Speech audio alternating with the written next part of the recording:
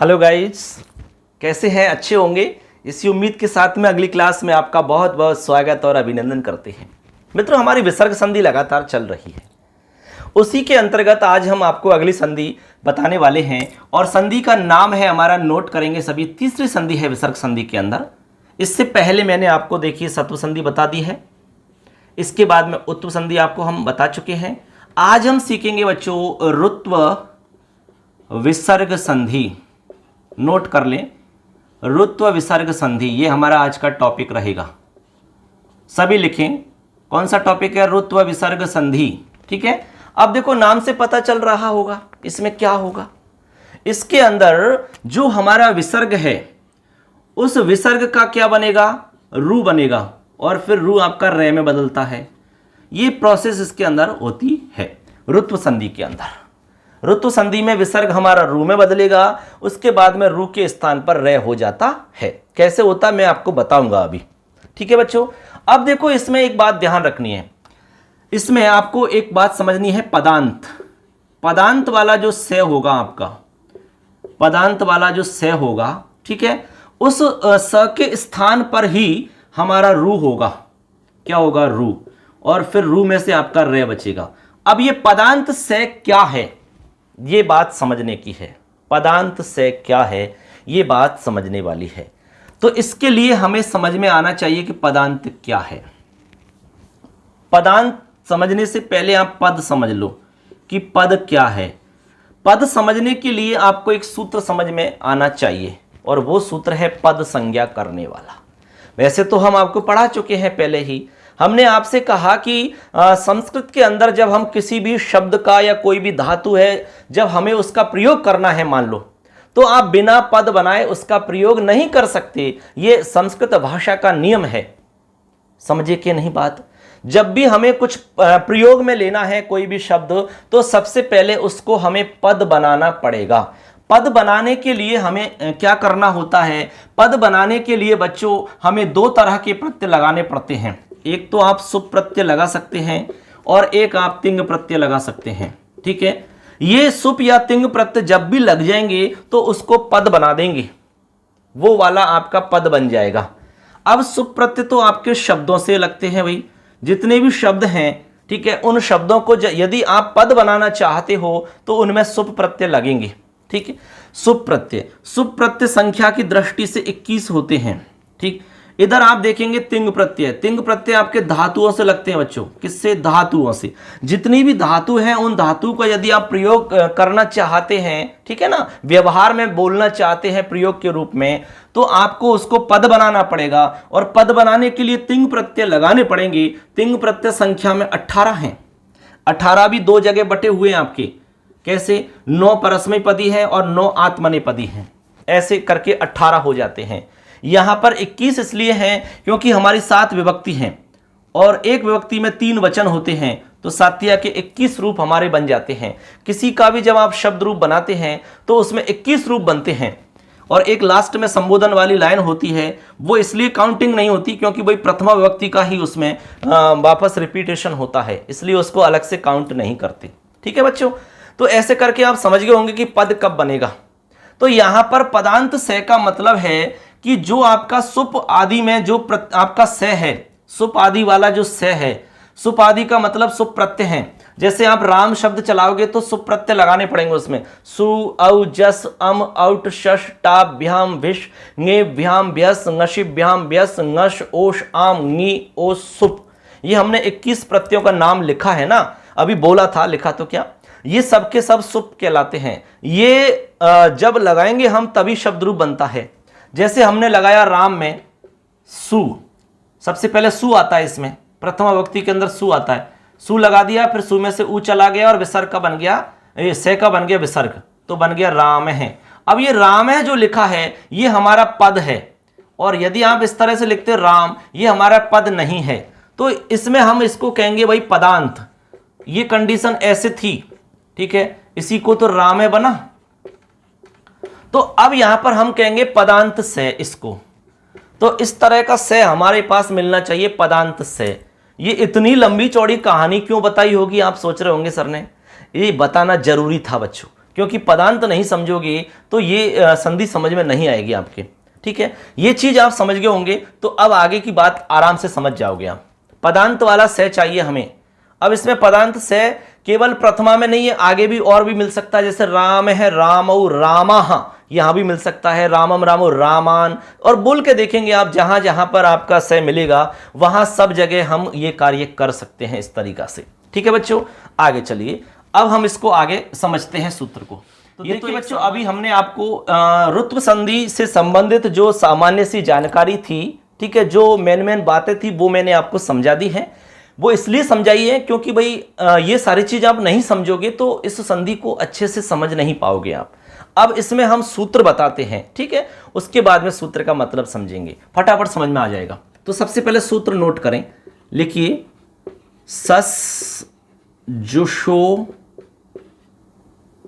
रूहु। ये सूत्र है, एकदम आसान सा सूत्र है, सस जुशो रूहु, ये सूत्र है हमारा। अब सूत्र का अर्थ लिख लो आप साथ में, अर्थ नोट करें सभी, अर्थ लिखें पदांत से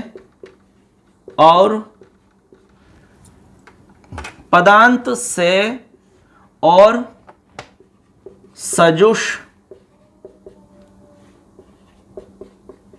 शब्द के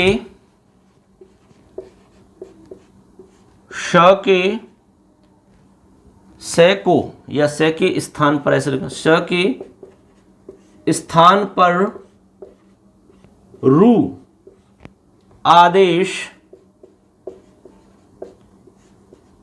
होता है। ये इसका अर्थ हो गया बच्चों। मैंने यहां पर पूरा बोर्ड पर लिख दिया है, पदांत से और सजुष शब्द के श के स्थान पर रू आदेश होता है। ठीक है, इसके बाद में आप लिखना चाहे तो लिख सकते हैं तथा रू के स्थान पर रे हो जाता है। ये तो एक सामान्य सी बात है, मैंने ऐसे ही इसमें एक्स्ट्रा ऐड करी है। यहां इसलिए ऐसा होता है भाई, जैसे रू हो गया, अब रू में से जो ऊ है इसकी इत संज्ञा होकर के इसका लोप हो जाता है, तो यहां पर रे बचता है फिर, इसलिए मैंने इस बात को यहां जोड़ दिया है। पदांत से मिलेगा, यानी पदांत क्या होता है मैंने समझा दिया पहले ही, इसीलिए मैंने आपको पहले ही बता दिया कि भाई यहां दिक्कत आएगी।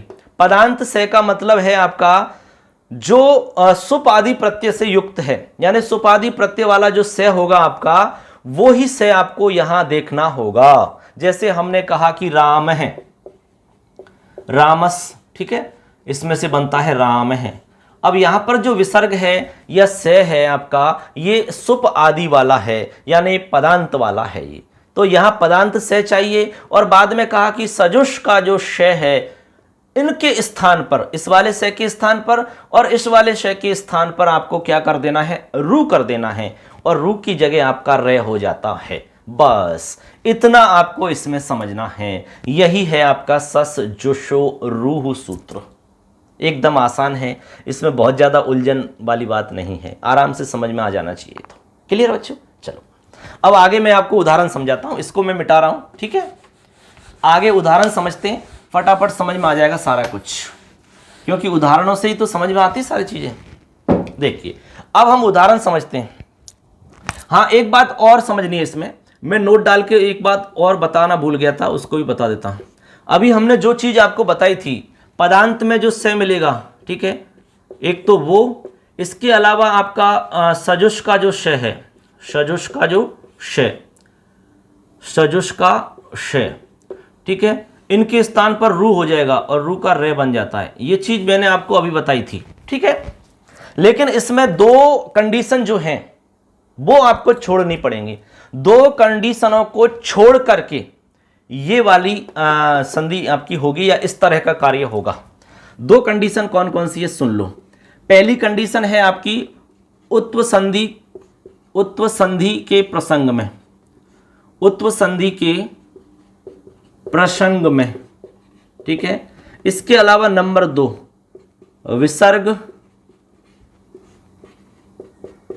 लोप संधि प्रसंगे, ठीक है, इन दोनों को छोड़ करके, इनको छोड़ करके, यानी कि ये वाली जो कंडीशन है या ये वाला जो नियम है उत्व संधि के प्रसंग में नहीं लगेगा, इसको ध्यान रखना। विसर्ग लोप संधि के प्रसंग में नहीं लगेगा, इन दोनों प्रसंगों को छोड़ करके आप लगा सकते हैं, फिर कहीं भी प्रॉब्लम नहीं है, ठीक है ना। ये नोट करके आप इसको विशेष लिख लीजिए बच्चों, ठीक है बच्चों, क्लियर है। आगे चलो, अब उदाहरण पे चलते हैं। चलिए बच्चों, अब हम इसके उदाहरण समझते हैं, क्योंकि उदाहरण जब तक समझ में नहीं आएंगे तब तक संधि कैसे क्लियर मानी जाएगी। उदाहरण आप समझ जाओगे तो ये समझ लो कि सारा कुछ क्लियर है। देखिए उदाहरण की तरफ चलते हैं बच्चों। देखिए सबसे पहला उदाहरण हम ले रहे हैं, बहुत ही बढ़िया उदाहरण है, आशीही। इसका हम लिखेंगे आशीष धनवाद है, ऐसे, ठीक है। अब यहां पर हमने ऐसा इसलिए लिखा है, ये जो है आपका ये मूल रूप है बच्चों, ये मूल रूप है, ठीक है, ये वाला आपका मूल रूप है, और मूल रूप ही हमें लिखना होता है, समझ गए बात को।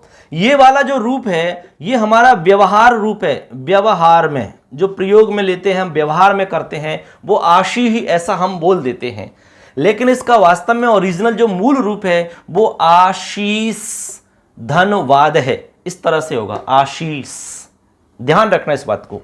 अब देखो यहां पर हमने लिख दिया है, अब सूत्र की तरफ चलो। सूत्र ने ये कहा कि भाई पद के अंत में स मिले, ये हमारा पूरा का पूरा एक पद है और इसके अंत में स मिल रहा है, ठीक है। बाद में क्या हो ऐसा कुछ भी नहीं कहा गया है, केवल आपको यह कहा है कि पद के अंत में स मिलना चाहिए, मिल गया। या फिर सजुष शब्द का श मिले तो आपको क्या करना है, रू कर देना है, और रू का रे बच जाता है, ये हमने आपको बता दिया है। तो अब देखिए यहां पर स जो है बच्चों, उसका क्या करना है, हमें उसका रू बनाना है। तो हम रू बनाएंगे ऐसे, रू बना लिया हमने, ठीक है। अब हमने कहा कि भाई रू का रे बचता है, तो रू का आप रे बचा लीजिए, तो बन जाएगा आशीर ऐसे, और आगे है वाद है। अब इन सबको मिला दीजिए तो आशीर्वाद मिल जाएगा सबको, आशीर। अब जो रे आधा है ना, ये आधा रे क्या करता है भैया, भाग करके ऊपर चढ़ जाता है, इसके आगे जो भी व्यंजन दिखेगा उसके आगे ऊपर चढ़ जाएगा। यदि आगे यहां पर स्वर दिखता तो उसको गले लगा लेता समझ गए। आगे तो व्यंजन है तो भाग करके ऊपर चढ़ जाएगा उसके, तो ऊपर चढ़ जाएगा तो ऐसे दिखने लगेगा, आशीर्वाद है। ये है हमारा आशीर्वाद है शब्द। तो सबके लिए बहुत बहुत आशीर्वाद है, ठीक है। भगवान का आशीर्वाद मिलना चाहिए सबको कि आपका एग्जाम अच्छे से हो, और जो भी आप तैयारी कर रहे हैं उसको मनोयोग से करें अच्छे से, जिससे कि आप सफलता प्राप्त कर सकें, ठीक है बच्चों।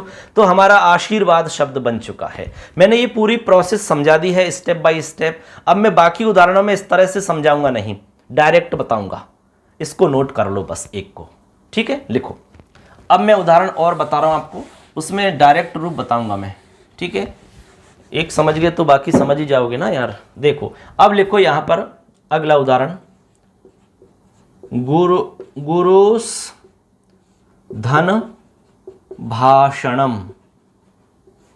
देखिए इसके बाद में अगला है विष्णोस धन वाति, विष्णोस धन माया कर लो, वाति क्या, माया, सही वाक्य बनेगा, विष्णोस धन माया।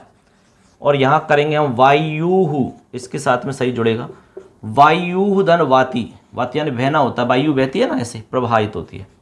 इसके अलावा यहां पर हम कर सकते हैं आयु,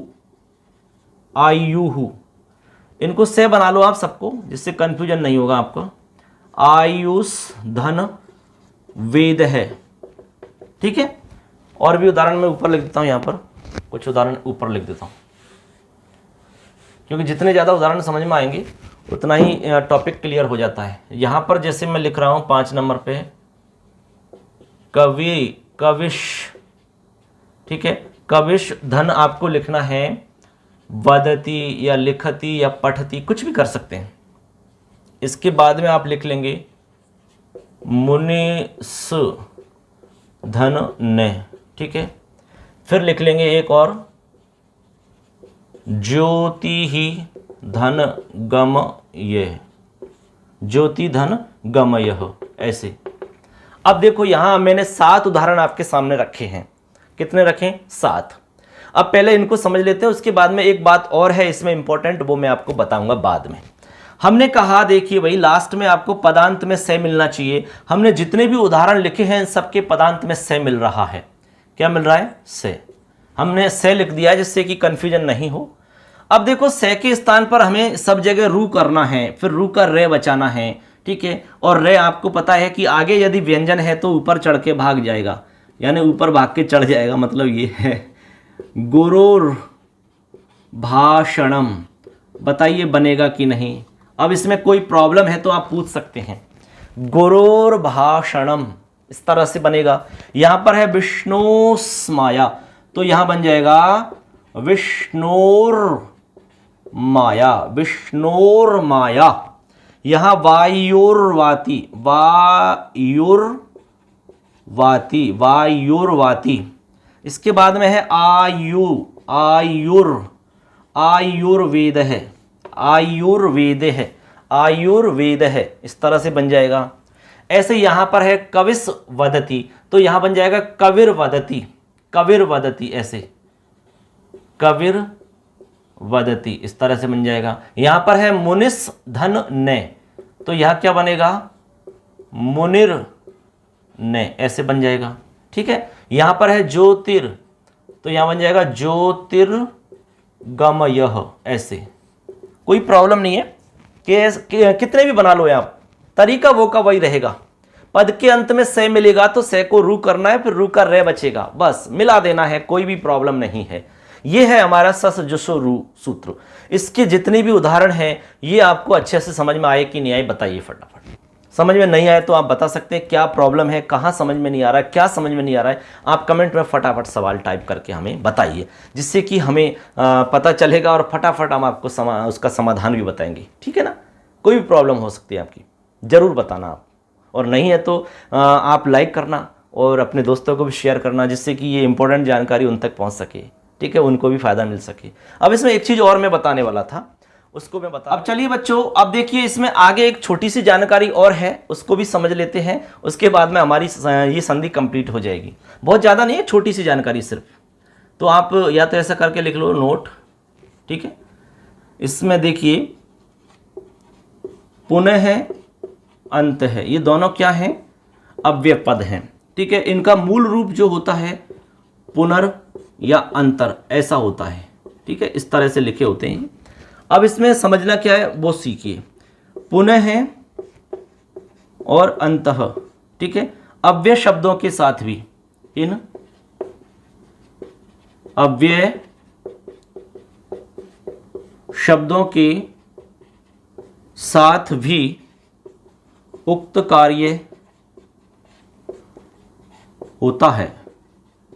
अब देखो पुनः और अंतः जो शब्द हैं हमारे, इनके साथ भी उक्त कार्य होता है, मतलब इससे पहले का जो हमने कार्य बताया था वो हो जाता है, मतलब इसको लिख सकते हैं।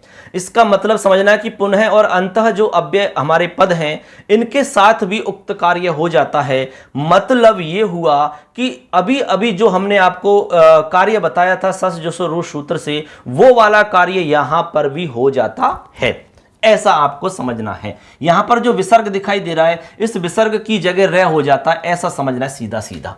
जैसे पुनः धन गणना, ठीक है। अब यहां पर देखो पुनः धन गणना है, तो यहां हमने कहा कि जो विसर्ग दिख रहा है इसकी जगह आप रू बना के रह कर लेंगे, तो यहां बन जाएगा पुनर्गणना, ऐसा रूप भी बनता है, ठीक है। इसी तरह एक उदाहरण और समझ लो, अंत्य धन आत्मा, अंत्य धन आत्मा, तो यहां पर भी रू करके रे बना लेंगे तो बन जाएगा अंतरात्मा, ऐसे अंतरात्मा, इसको ध्यान रखना। अब यहां पर क्या हुआ है बच्चों, यहां देखो एक अंतर आया है, यहां पर अंतः के बाद में, इसमें नीचे समझा रहा हूं मैं, अंत है और आत्मा, यहां पर जो विसर्ग था उसको हमने क्या कर लिया, रू कर लिया, और रू का हमने बना लिया रे। अब इस तरह से कंडीशन बन गई हमारी, अंतर और आगे है आत्मा। अब जो रे है आपका, ये रे भाग करके ऊपर नहीं जाएगा। हमने कहा कि जब इसके सामने स्वर मिलेगा तो उससे गले मिल जाएगा, और व्यंजन यदि मिलता तो भाग करके ऊपर चला जाता उसके। तो यहां तो स्वर है इसलिए गले मिल जाएगा, इसलिए रे के अंदर आ मिल जाएगा तो रात्मा बन जाएगा, इसलिए बनता है अंतरात्मा। ऐसा तो इस तरह से अब हमारी ये संधि पूरी कंप्लीट हो जाती है। ये हमारी ऋतु विसर्ग संधि पूरी हो जाती है बच्चों। इसमें हमने आपको बताया था सस जुषो रु सूत्र। सूत्र का अर्थ बताया कि पदांत स और सजुष शब्द के स के स्थान पर क्या होता है भैया, रु होता है, तथा रु के स्थान पर रे हो जाता है। ठीक है, ऐसे हमने आपको अर्थ बताया था। इसके बाद में इसमें हमने आपसे कहा कि पुनः और अंतः जो अव्यय शब्द हैं इनके साथ भी रे वाला कार्य हो जाता है।